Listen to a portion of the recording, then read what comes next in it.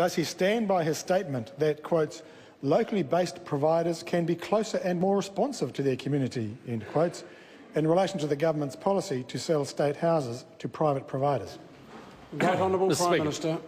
Mr Speaker, yes, and registered community housing providers will need to have a local presence and a strong capacity to meet the needs of their tenants. Supplementary question, Andrew Little.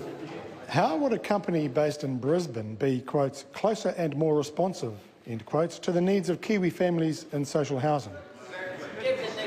The Right Honourable Prime Minister. Mr Speaker, because they will have to be not only registered in New Zealand, have a presence in New Zealand, be subject to the Community Housing Provider Regulatory Authority. Mr Speaker, if the head office of a company or organisation rules somebody out from doing anything, then I suggest the member never go and have another Big Mac, because this will come as breaking news, but head offices in America.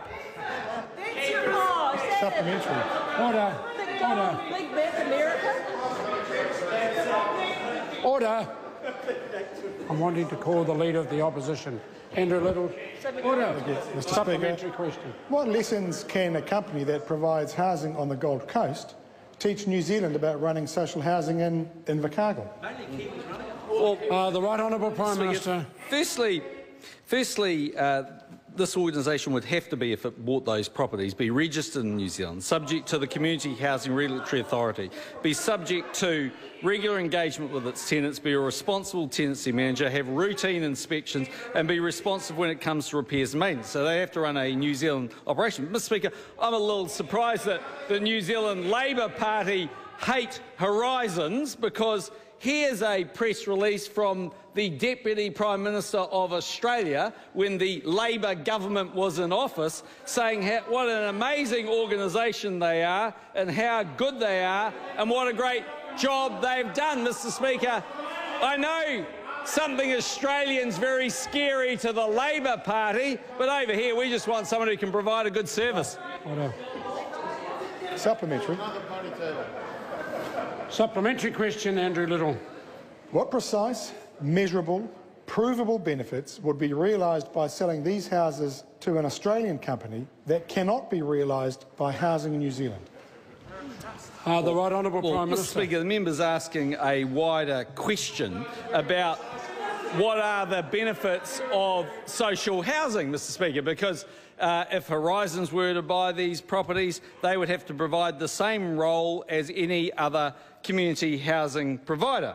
Mr Speaker, so what I can say in regard to that is that there is widespread support for community housing providers from all parts of this parliament, Mr Speaker. In fact, one member of parliament has gone to say, with relation to this area, there is, quote, no controversy. I see huge benefits in this vision of a bigger, more diverse social housing sector. That, of course, comes from Mr P. Twyford of the Labor Party. Point of order, Mr Speaker. Order. Order. This is a point of order. I wish to hear it. Mr Speaker, my question was very straight and it was pretty precise. Order. On this occasion, I agree with the Leader of the Opposition. I'm going to ask him to ask that question again. Thank you, Mr Speaker. What precise, measurable, provable benefits would be realised by selling these houses to an Australian company that cannot be realised by Housing New Zealand? Right Honourable Prime Minister. Same as New Zealand ones. Supplementary question. Supplementary question, Tim McIndoe. We don't need help from you guys. Thank you, sir. Order. Tim McIndoe. Thank you, sir. What support has the Prime Minister seen for the government's policy of transferring ownership of houses to grow the community housing sector? The Right Honourable Prime Minister. I've seen lots of support, including a good summary of the government's social housing reform legislation, which passed last year, and it says as follows: what does this bill do? It shifts housing stock out of the hands of Housing New Zealand into community housing sector. This is something that Labor is perfectly comfortable with, and goes on to say The bill is extending the... Order. I apologise to the Right Honourable Prime Minister. Point of order. Mr Speaker, last week you made it very clear, and you have repeatedly over the last few weeks, that the government shouldn't use government supplementary questions to attack the opposition, which is exactly what the Prime Minister was doing. No, Order, I don't need assistance on that. That's a judgment that I make, but when I look at the question, what support has the Prime Minister seen for this change of ownership the government's proposing? That is a legitimate question in my mind. The Prime Minister... Point of order. Point of order, the Right Honourable Prime Minister. Speaker, I would just urge you, I mean, your ruling is absolutely correct, but I would just urge you to go away and consider what Mr Hipkins just raised, because what he's essentially saying is it's impossible within a debate for the government to point out in question time, within a wider debate about social housing, to point out what has been said on all parts of this debate. That would be... Order, and I appreciate the point, and that's exactly the point that I'm trying to make in responding to Chris Hipkins. There will be questions that I think are put down which is no more than a cheap opportunity by a government to attack another political party, and they're the ones I will not accept.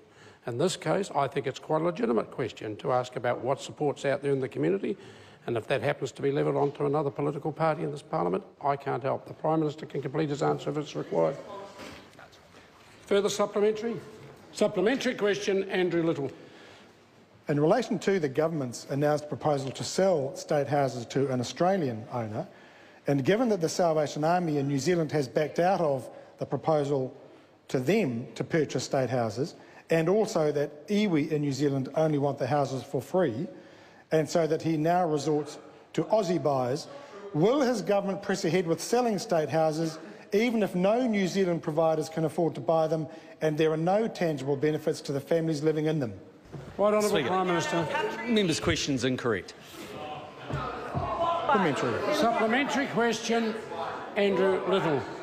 Isn't the truth of it that this policy was always about the ideology of selling off state houses, whatever the cost, not about improving the lives of the families in those houses at all, and like all his policies, it's now falling apart? Right, order. Right Honourable Prime Minister. Mr Speaker, what is falling apart were Housing New Zealand houses we inherited after 9 years of a Labor government because they failed to maintain them. What everybody knows, actually, is there is more demand and has been under numerous governments than there is supply. And, Mr Speaker, in Australia and actually in many countries, we see the equivalent of social housing providers or community housing providers adding to the overall stock. And that's why, in a place like Australia, the Labor Deputy Prime Minister actually gets up and celebrates this. And, Mr Speaker, this is the reality. The Labor Party in New Zealand is scared of an Australian charity coming to New Zealand. They must be incredibly scary because their foundation shareholders... Order. The answer's gone on for long enough. Supplementary. Supplementary question, Tim McIndoe.